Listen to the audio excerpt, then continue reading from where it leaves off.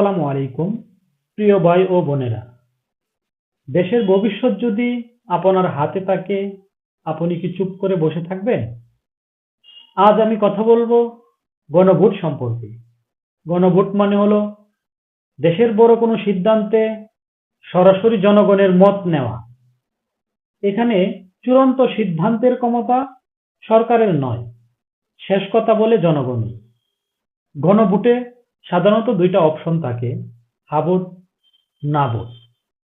হা vote মানে আমি রাজি, আমি সমর্থন করি।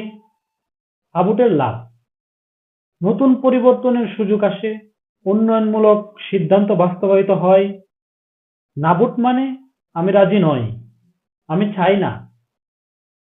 না ভোটের লাভ: ভুল বা ক্ষতিকর সিদ্ধান্ত থামানো যায়, অন্যায়ের বিরুদ্ধে প্রতিবাদ করা যায়।